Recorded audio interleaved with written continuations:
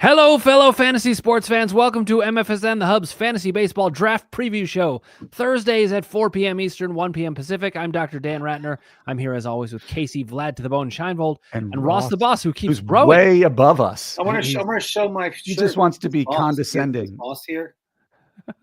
There it is. There it is. All right, boss. Okay, welcome. And we are live from LA, California, La La Land, Lipstick City, we call it. And we're talking starting pitchers, relief pitchers, and who you should stay away from or you should draft if you haven't drafted yet in 2025. Yeah, and many leagues have drafted by now because there were those two early games, but some leagues have not, and some leagues even have retroactive scoring for those two games. But we wanted to make sure to get pitchers done this week because at this point, almost all drafts are going to be happening by now. So let's talk starting pitching. We're going to rank. I have ranked my top 20. I think that's what you guys did too. We're going to have sleepers, busts, and value picks. And then towards the end, we're going to get into closers. We decided not to spend too much time on closers for multiple reasons, but some of them is that, there's only 30 of them to go around. The rankings are pretty clear based on what everybody says. And yet there's always disasters in relief pitching. We'll get to that in a little bit. How many are in your top tier for starting pitching? Case has 3, Ross has 2, and I have 2. I could see there being an argument for 3 easily, but Ross, who are your 2?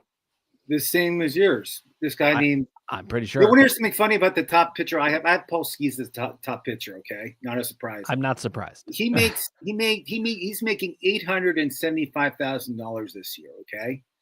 His rookie card just sold for $950,000. So how would it make you feel if your rookie card would sell for more money than more money you're making the whole year playing baseball? How would you feel? Yeah, but I bet if you add in all of his endorsements and other sources of income, it's a little north of 875. I get it. His girlfriend or whatever she is makes like 5 or 6 million. By how much these guys are making, but there are other stories where guys like himself making $850,000 and all these other players are making millions. It's crazy. So it's Screwball and Skees are my 2 top tier guys. Did he say Screwball? I love he can never pronounce either of those 2 names. We got the top 2 pitchers. Screwball. Tariq Screwball. So I have Tariq Screwball number 1. I have Skeens number 2 just because he hasn't done it for as long. I have that same thing. And I was saying to Ross before we came on, it's not so much that I don't think Skeens, I think Skeens has better stuff and better potential than Screwball. Not that Screwball's 200 plus strikeouts and wins and whip and ERA aren't worthy of number 1, but he's never he threw 133 innings last year. That was his high water mark, obviously. And I worry about injuries with pitchers when they try their first full season of starting, and he throws max effort, max velocity, it looks like sometimes. So I worry about the impact that has on his arm. The only one I would add is I put Zach Wheeler on that list too.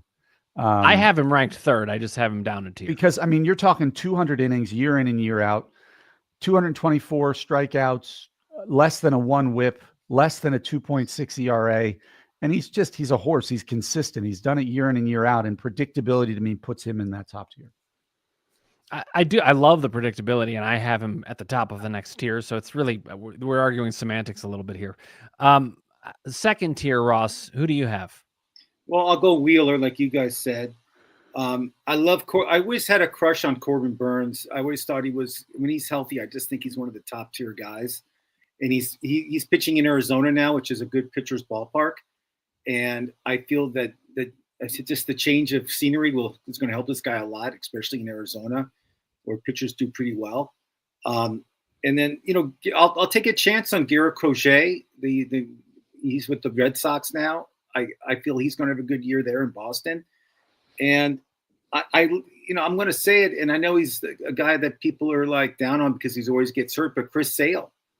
He had a Cy Young winner last year, right, Casey? And you got to consider him like top tier guy, top 2 tier guy. He's in there. If Chris Sale's going to be healthy, he's definitely in there. And even if you don't know, you got to rank him super high because I've guys in the 3rd tier that kind of can kind of be fluctuated, but that's all. I have in tier 2. I'm sure you guys will add to it, but Case, who's missing I have from tier 6 2? pitchers. I have Yeah. 6 pitchers on that second tier. I mean, I have I Burns. know who they are. I Who have are they? I have 8 actually. I have Corbin Burns and Chris Sale and Garrett Crochet, like he listed. Although Crochet's the bottom end again for the same reason. He's a Yeah. converted reliever who threw 145 innings last year. We haven't seen him do We it just don't consistently. totally know. I also have Cole Ragans, the young lefty from Kansas City. You I love think Ragans. I do. I've always been a fan. I have Logan Gilbert in Seattle. I think he's an ace in waiting and pitched pretty much like an ace last year. And then I added Dylan Cease. I still believe in the upside of that guy, the strikeout potential. He's great in San Diego. Who knows if he'll be on San Diego come opening day, because there's always rumors about him getting traded. But, wherever he goes, he posts. And so that's the other guy I have on that. All right. So, I mean, I have all the same guys, except I do have one other guy in there, which I'm sure is not going to surprise you once you hear it. But so Logan Gilbert is the guy I actually have next after Zach Wheeler. Yeah, I have Logan I Gilbert. just think I have no questions about him. No. And I think he's got even more upside. Then I've got Dylan Cease. And then you've got guys like Chris Sale. The injury risk is why he's maybe not higher, but it's, I ranked him appropriately. I just expect him to pitch a lot of the season. Garrett Crochet and Cole Ragans. Corbin Burns always makes me think of Corbin Burnson. It's very confusing for me. Roger Dorn of Major League fame. And here's the guy that I have on my list that you guys probably wouldn't want to touch, but Tyler Glasnow. We talk about this all the time. You're talking about Glassarm? Glassarm, yes. I didn't even put him in my top 20. I get it, but like we talked about, it's the Troy Tulowitzki rule, Casey, right? Oh, yeah. He's probably going to throw at least 100 innings, and they are going to be some of the nastiest innings you could possibly get. So, I feel like he's below Chris Sale for me, but they're to me, he's like the number one similar middle reliever on the board. I get that. Yeah. Because, but here's the difference. If you could get one of those number one middle relievers that puts it all into two months. Yeah, but here's my question for you on this one. Yeah. If you're saying he's number 8 or 9 on your depth chart, right? That's what you're saying? I have him 8. Would you take him in the second or third round? Probably not, but that's not how I really think about these rankings. Okay, but I look at that like tier 1 are your guaranteed first rounders, maybe early second. Tier 2 to me are those second, third, and fourth round pitchers. Okay, so then if that's the case, then I would say Logan Gilbert and Dylan Cease are the only, and Zach Wheeler are the only 3 in my second tier by your definition. I wouldn't take any of these guys. I would take any of the other guys I listed there. I wouldn't, because there's just too much risk. The one guy I might is Corbin Burns. He's got the track record, but so maybe I put him 6th and I put him in there. I wouldn't take any of these guys until the third round. They have too much risk. I think pitchers have too much risk anyway. Well, I said third, fourth round. Well, you were saying, would you take Glasnow in the second round, weren't you? No, I said anywhere in that second to fourth round. Second to fourth round. I would love to get these guys at the beginning of the 5th, maybe end of 4th. Look, I'm not going in on them. Truth be told, from a strategy perspective, starting pitching is so deep right now. To me, it's the deepest of all of the. So why would you go then? Why would you spend the draft capital? Because you need to pick a first baseman or a third baseman in the first 4 rounds. If you don't pick a first and third baseman in the first 4 rounds, you're left with the Paul Goldschmidts of the world or the Alex Bregmans of the world, who might not hurt you, but they're not the difference makers you need. You can. Right. I mean, I don't have Tyler Glasnow in my top 20. That tells you how deep starting pitching really is. So you can wait. And if I got my number, 15 through 20 starting pitcher as my 1 and 2 pitchers, I wouldn't feel like I was too far behind. I mean, I actually think when you look at these top 20 that I have, other than Skubal and Skeens and probably Wheeler, you could take any 2 of them and you'd be basically fine. Starting pitching is the deepest position in the sport right now, as far as I could tell. I mean, I had trouble actually figuring out who to leave out of the top 20 because there were so many. I put guys in my top 20 that, going through other sites where they've ranked people, I didn't see a couple of them anywhere in anybody else's top 20. And that's how difficult it is between numbers 4 and 30 at this point. Yeah, well, I look at a guy like Blake Snell, for example. Snell he's the picture of inconsistency. He either win the Cy Young or be terrible. Go ahead, Case. I agree. He's like the lefty Glasnow to me in a little bit. He's a guy that pitches 5 innings a game and then he comes out. It's not like he's not going to get a lot of innings for you. Right, but if he's pitches not 5 walking innings. people, he strikes out 9 people in those 5 innings, and if he posts, 30 starts, it's the same sort of argument. Like you said, Casey, he's won the Cy Young twice.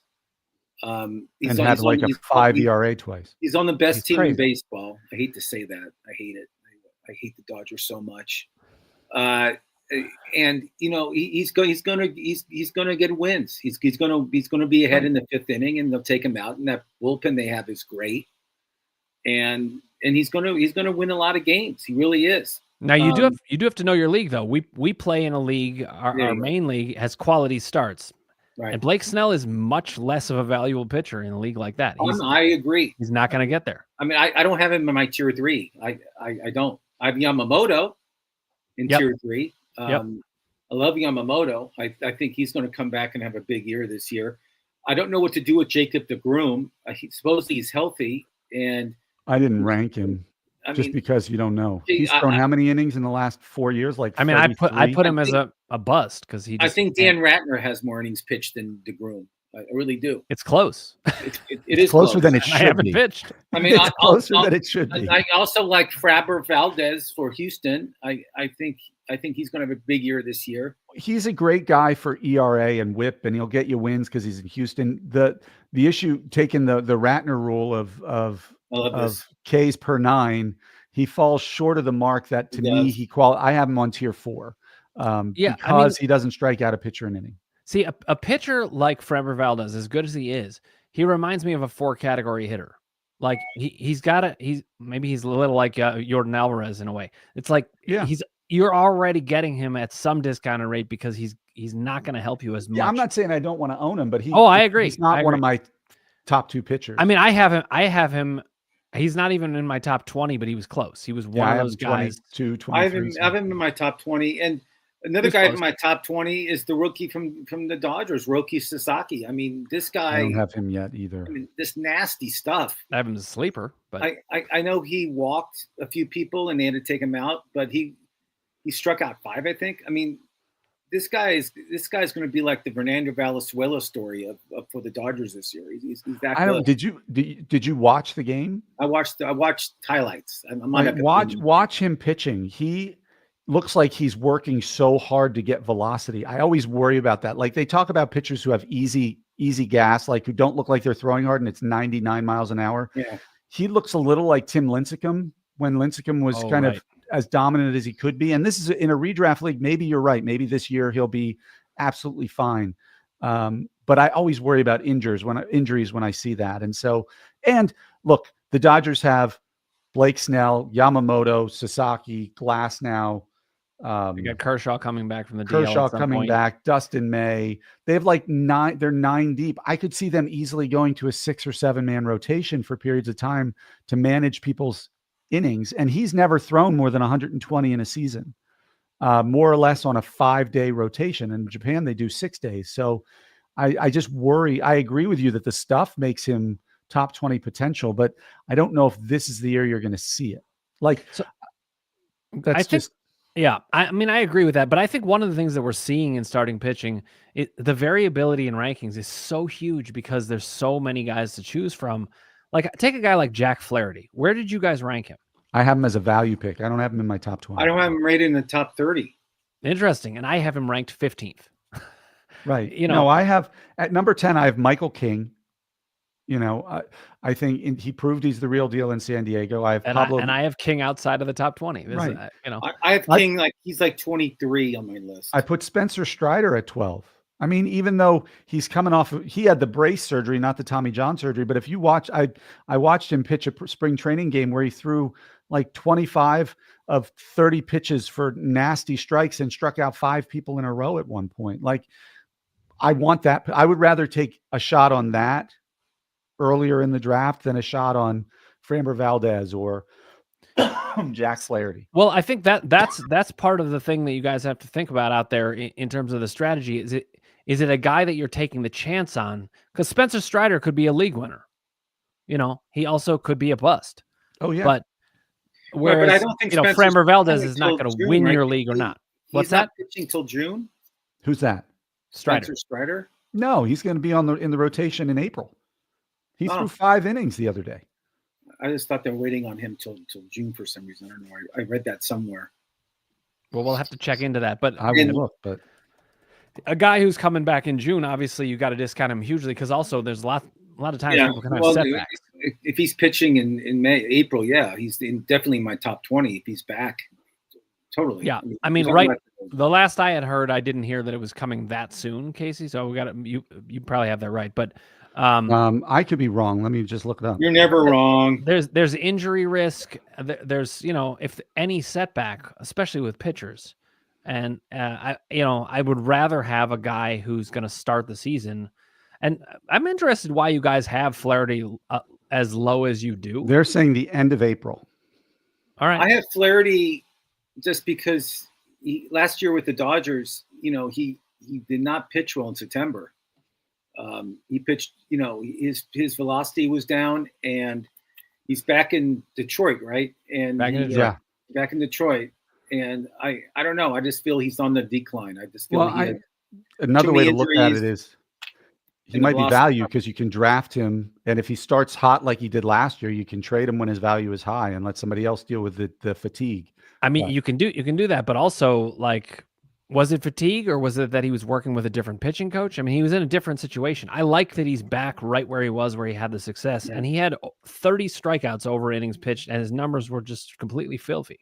And this guy was a big time prospect and pitched really well with the Cardinals when he first came up. I can see the argument for anywhere from where I put him at 15 to 35. I mean, pitchers are so deep this year. It was ridiculous. I mean, I put Pablo Lopez in my top 15. I doubt either of you have that. I have Pablo Lopez in my top. He's number 16, actually. There you go. And I have him as a bust. Yeah. Which isn't to say I think he's a bad pitcher. It's just his ERA has been close to 4 most of his career. And so you're again dealing, I feel like, with a 3-category pitcher. I think he's going to be good, but to me, his value and somebody like Sonny Gray are pretty close to me. I have Sonny Gray as a value pick, but it's all about, when I say bust versus value or sleeper, it's mostly about ADP. Pablo Lopez, people are going to be paying up for, and I just don't see the advantage of him over a lot of these other pitchers. Who have we not talked about who's in your top 20? I can give you one example. I'll give you an example. You're going to love this one, Ross. Hunter Green. Hunter Green is a value pick for me, and I think he's going to – I don't have him in my top 20 because – I mean, he's a player, I would say, somebody that is going to be in his prime this year. I think he's just groomed to have a great year this year. And he's a guy I would definitely take a chance on to have a great year. You can get him at a greater value, but I actually think he's likely to finish as a top 10 pitcher. I have him. That's my guess. I made a bet on him that he's going to lead the National League in strikeouts. He's a monster, and you can get him at value. So I think he's going to lead the National League in strikeouts. You heard it from me first, Ross the Boss. I mean, he's going to have a great year. I mean, this kid is prime now. I mean, he's in his. I think he's 25 years old now. I think he's ready to roll. It's amazing how long we've known about Hunter Green, though. He was such a big prospect for such a young age in high school. Yeah. All right, guys, you bring up one or two that we haven't mentioned yet that's in your top 20 because we're trying to differentiate between Aaron Nola. Oh, wow. And I have Aaron Nola number 11. Okay, so Aaron Nola. I have him 13. Okay, 14. We all have Aaron Nola. And then let's go. I love Japanese pitchers. So let's go with the Japanese pitcher from Chicago Cubs. Shoto Imanaga. Thank you for the Japanese. I figured I'd save you the trouble. It wasn't really a translation. It was just a correct pronunciation. So I mean, this guy has another guy that has nasty stuff. I have him 16. Yeah. I mean, I have him as a value pick. He got lit up. This guy, I think if you pick him as one of your starters on your fantasy team, I think it's a great Justin pick. Steele got lit up.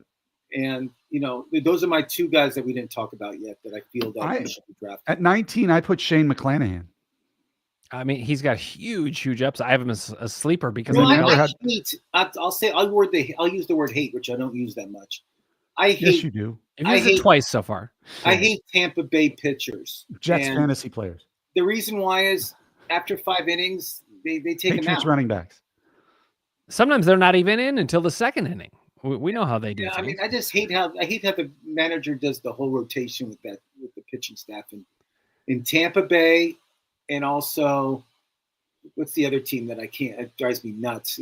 Who is it? It'll come to me. But Well, Tampa Bay is one of them. Detroit does a lot of that kind of stuff actually outside of it Scuba. drives me crazy. So I stay away. Anybody on Tampa Bay who's a pitcher, I don't draft. Okay, but I understand what you're talking about, Casey. I mean, McClanahan, he's coming back from a major injury, but his stuff was so filthy that, you know. Yeah. I have McClanahan auto parts actually in my car. Did you guys know that? Are you McClanahan or Callahan? Callahan, that's it. That's Yes. better. I also have Carlos Rodon ranked 20th. He's the ace of the Yankee staff.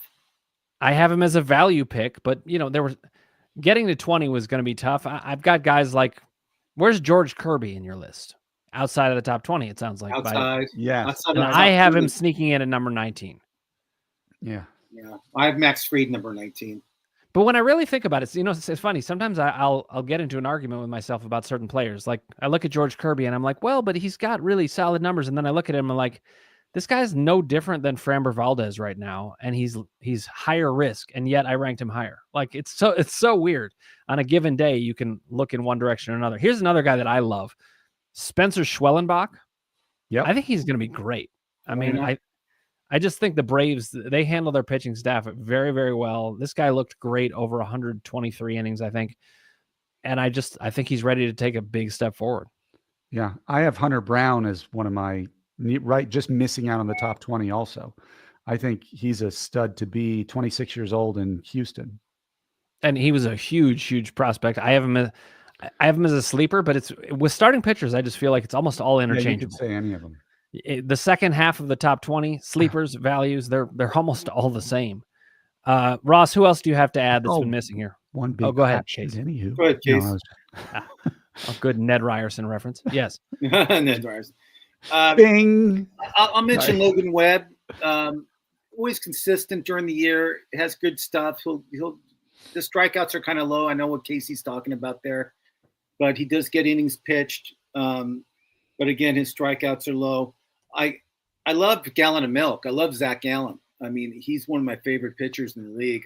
I thought last year would be good, and he didn't pitch that great, but I think he'll have a good comeback year this year.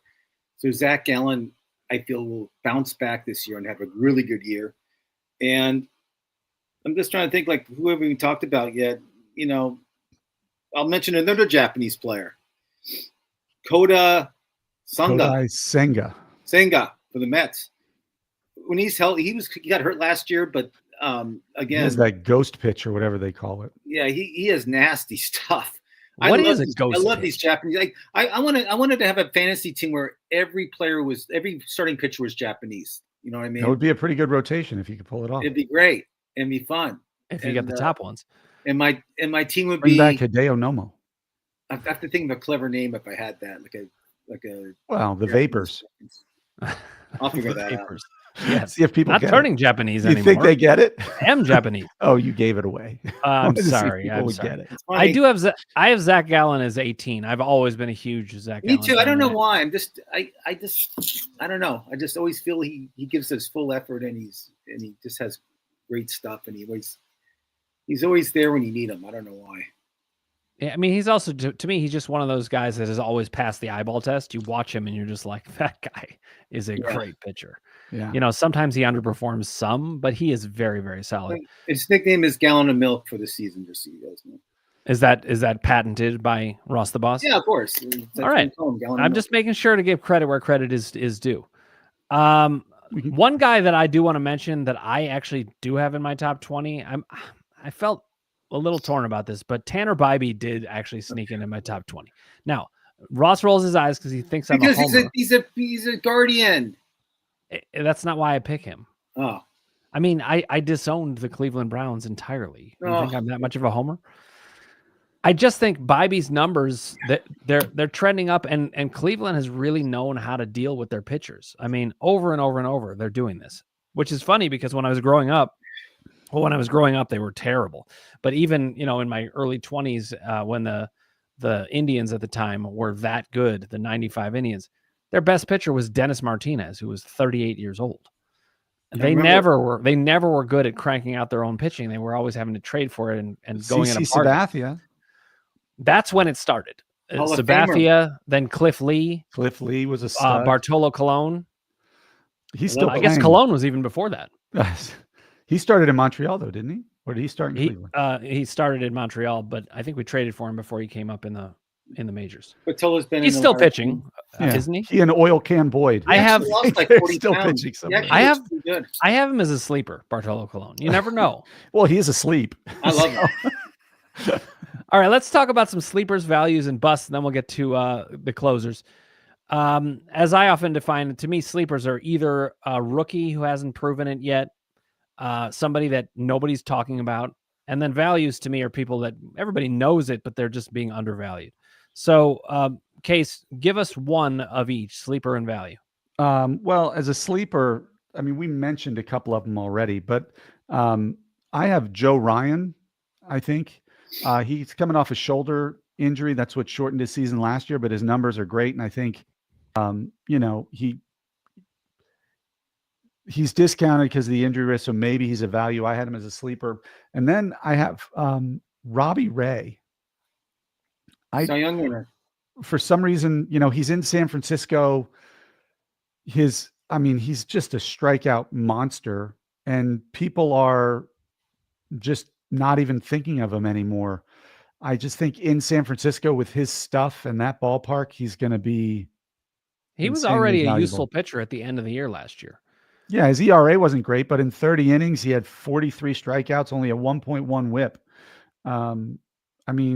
I like he that could pick. be this year's Chris Sale. Remember, everybody gave up on Sale when he went to Atlanta from Boston because he was so dreadful the last couple of years in Boston. I see Robbie Ray in that similar vein. Yeah. Did he win a Cy Young? Am I remembering? He did in Seattle. In Toronto, I think. Was it in Toronto? I think it was in. And Toronto, then he went to. And then he went to. Then Seattle. he signed the big contract in Seattle. Yep. I really like those picks. Ross, how about you? Sleepers and values. We'll go with Brandon Woodruff, coming off a huge injury in Milwaukee. He had great stuff before he got hurt. He was like on track to be a Cy Young winner. I mean, this guy was that good. He's pitching in spring training. He looked good.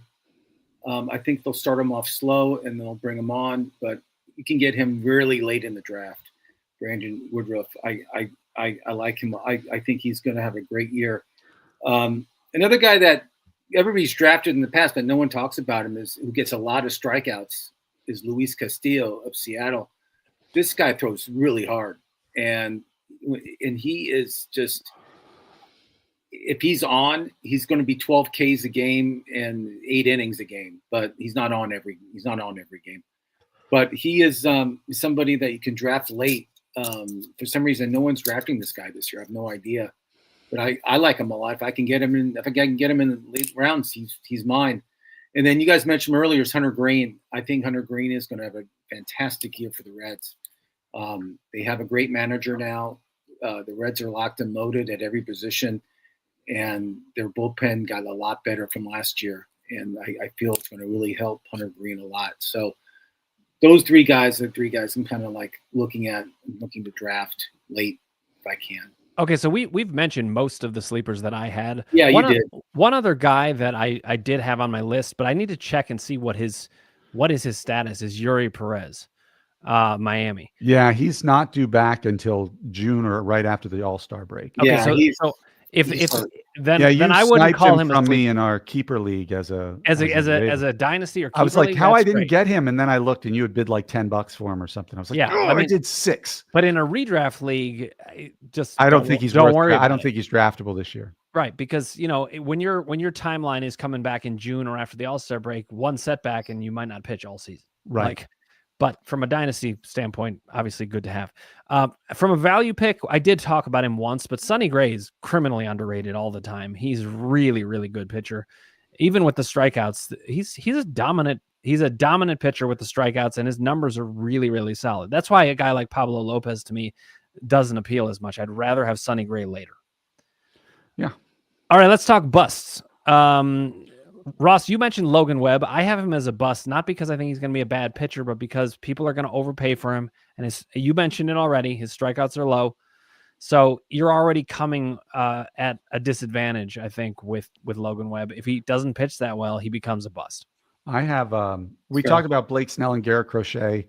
I have them both as busts on mine. I think Crochet, just because I'm not sure how he'll do if they try to get him up to 185, and he's supposed to be the ace of that staff. But I also have Shohei. And I think, look, I'm going to be in the minority here. This is going to be my Ailey De La Cruz of 2025. I'm writing this down to keep going. I think he's going to be a bust on both sides because he was 50-50 last year. He was the best probably player we've ever seen last year, but he also wasn't pitching at all. And so people are drafting him based on his production last year when he was able to focus solely on hitting and then just building up arm strength to throw the ball, not to pitch. I think when his focus is divided, don't get me wrong, he's still going to be an all-star. I'm not saying he's not going to be good, but you have to draft him in the top 2 or 3 picks on offense. And then if you are drafting him as a pitcher, his name alone gets you value, but he's going to pitch one every 6 days, maybe 7 days. And then I don't think I think with the divided focus, both sides are going to struggle a little bit. I'm not saying he's not great, but we're expecting Babe Ruth on offense and peak Spencer Strider on pitching. And I don't think you're going to get either. Ross, how about you? What's a bust to highlight? I'll say it just because of the whole injury thing is Glass now. I think he's going to get hurt again and he'll be a bust and he'll sit out 3 months. The Dodgers won't push him because their starting staff is really good. And they're like 7-8 guys deep with Dustin May and Tony Gaslin and all these other Bobby guys. Miller, all those guys. Yeah. And even Kershaw. I mean, they're loaded when it comes to starting pitching. So if Glasnow gets hurt or has any irritation at all, they'll save him for September. They're not going to push this guy. Yeah, they're not going to risk any major injury. They'll rest him. The Dodgers are going to win. They're predicting like 105 wins for this team. I mean, I'd take the over. That shows how good they are. Yeah, I mean, 105 wins is a lot of wins. All right, let's move to relief pitcher for a little bit, guys. Should we preface this with just a big, I don't know? Yeah, that's a great way of saying it, Casey. I mean, I decided to pick my top 10, and then I'm looking at it, I'm like, I don't know. I mean, listen, here, you want to know who my bust pick is? Yeah. All of them. Yeah, I didn't even list a bust player because it could be anybody. I just put all of them. I mean, it could be any, and not only could it be anybody, but it's going to be half of them. I mean, whether it's injuries or they flame out, most of these pitchers don't have that long of a rope. Right, but there are some elite relief. There pitchers. are some, and that's what we want to talk about. There's elite, and then there's not elite, and that's where it becomes a guessing game. But how many are elite? If you can get if you get one elite guy out of, let's say, 4 or 5, I think there's 5 elite guys. I agree. I have 5. 5. Wow, I have 5. We all have 5. Let's hope we have the same ones. But I doubt it. So, of course, we all have Alexis Diaz for the Reds, right? We all have him in the top. He's in my top He's in my 28. 10. Yeah. Yep, him and Fernando Rodney. Rodney. Emmanuel Clase, I'm sure everybody has him number 1. Are we all agree? I have Clase 1. I have 1. Yep. Not because I'm a Guardian fan, just because he's great. And me either, though I am a Guardian fan. I'll say this name just because the other guy on the panel is a Yankee fan, and they just signed this guy from Milwaukee. Is Devin Williams. Yeah, I have him. You're just buttering us up. I know, that's what I'm doing. I'm just buttering you guys up. This is why he's going Alexis Diaz 3, because he's a Reds fan. And then I have Bill Hader as number 3. Bill Hader, good. Yes, I love Bill Hader. Not the pitcher, the actor. Fred Armisen is 4th. Bill Hader's. Oh God, who was the character he played on the Saturday Night Live News, where he was the guy who did the parties? Stefan, one of my favorite characters ever. Does it remind you of Dan when he's like in a really good mood? I appreciate that, Ross. That's high praise. So I have, it's not Bill, it's Josh Hader. I was just doing that to make Dan crazy. And then I'll go with the Met, Edwin Diaz, right? I mean, I have him 4 also. I think my top 4 are the same as yours. And then a guy that I have in there, I have him in our fantasy league, is Rafael Iglesias Rizal Iglesias. Whereas, I mean, I just like him because Atlanta's going to win 95 games or 90 games, wherever they win. But he was lights out last year. He had over 35 saves, and he looked great. I mean, he was really good. And I think he'll do the same thing this year. But those guys are the guys that I have. And do you have Iglesias? Anybody else? I have Iglesias 6. I do too. Oh, I bet we have the same guy. Mason Miller. Yes. Now, okay, Mason Miller, I love. Okay, I think he's terrific. But the problem is, save opportunities for the Athletics is not going to be that great. Well, let me make a little devil's advocate argument about him. I mean, first of all, his numbers are so good that even if he got 25 saves with those numbers, he's going to be better than most closers. But every team's going to get some save opportunities. Enough. I know, I get it. And also, is it possible he's going to get traded? I don't know what his contract status is. They're not going to trade him. Okay, his contract. They could have got a boatload last year for him. I mean, well, that means they can get a boatload for him this year. So he could, if he gets traded, that only amps up his value. But I like him better than Iglesias. It's the strikeout ratio again, and just 60, the elite number. I think he's great. What was it? 65 innings, 100 and some strikeouts. That passes the dance test. His expected ERA was almost 3/4 of a point below his actual ERA, and his actual ERA was 2.49. That's better than Dan's test. Yes, his expected ERA was in the negatives. They expected him to score on the other team. So we mostly had the same thing. I had Iglesias 6. Casey, how about you? Iglesias 6. I had Helsley 7. And now we do have some questions from people that were injured last year. They're coming back, like Felix Bautista. I have him 10th. He was so unhittable. I'm saying that if he's back at 85%, he's still a top 10 closer. And then Ryan Walker, too, I have in the top 10. I don't have him in the top 10. I have him 7. I have him 7 also. It's a little bit of a crapshoot here. I have Munoz and Duran in the top 10. I have Munoz. I don't have Duran in the top 10, though I do like him. But I'll tell you, I have Griffin Jacks as one of my sleepers because that's that's a great one. That's one of the reasons I didn't love Duran, because if you've got a pitcher like Griffin Jacks behind you, you're more likely to lose that spot at some point. But number 10 was hard to come up with. I ended up going with Tanner Scott, and I did not feel good about it. No, I went with Bautista 10. The reason I didn't put Walker in there is it could just be an overreaction by me, but the presence of Camilo Doval, who's been a closer for San Francisco in the past. I don't know how long the leash is going to be, especially if Doval's throwing the ball well. I worry about to me, Duran didn't have any competition for saves. That's why. Yeah, I also have Ryan Helsley too. I hate the Cardinals, and I have him 7th. But we need a hate counter. That's the third one. I really hate the Red Sox. He doesn't hate anybody. Hate the Cardinals. 4th, 5th, 6th. I can go on. Yep.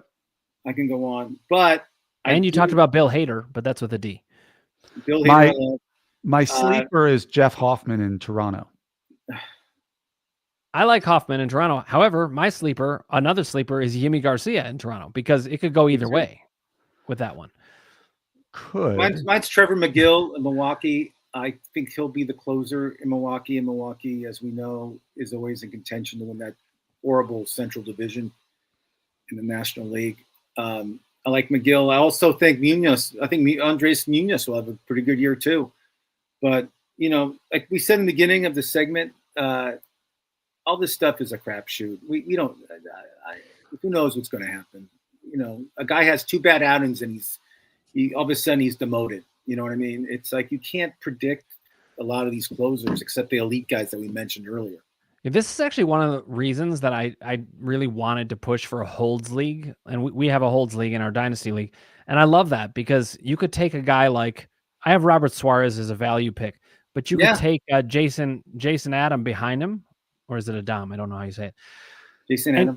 And then you have a holds guy who can become your closer, and then you pick up another holds guy. It just it makes closers much less of a headache to have a holds. Yeah, I mean the holds thing's kind of a cheat code, but it's fine. I love it.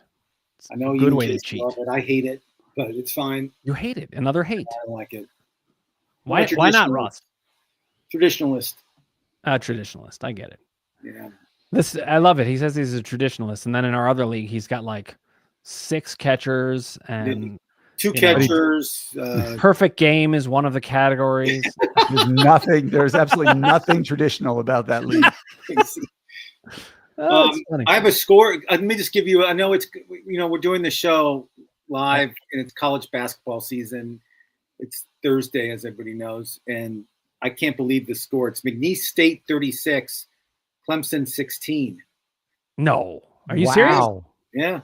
Wow. Second half. That's a 12 and a 5, right? Yeah. That's a 12 and a 5. 12s and 5s are like 48% 12s win. It's pretty interesting. And Maryland has to play Grand Canyon. That worries me tomorrow. And I then Gonzaga's beating Georgia 13-0. I think the shutout's going to hold. I'm kidding. It is not going to hold. All right. Well, I'm glad you brought us back to March Madness. It was hard to sit here and not be watching those games. So let's get to it. We'll go back to those games. But in terms of the draft, we hope we've gotten you ready for the draft. We hope you guys are doing well in your drafts and getting ready for a great season. When the season really kicks into high gear, we'll have Tuesday waiver wires with Casey and Ross. That's 4 p.m. Eastern, 1 p.m. Pacific. And then we'll do this Thursday show, and it'll be a general strategy show. And that'll be about trades, waiver wire strategy, everything about the game. That'll be 4 p.m. Eastern, 1 p.m. Pacific as well. So, guys, thanks so much. It was a pleasure doing this with you, and we look forward to a great season. Good luck, everybody.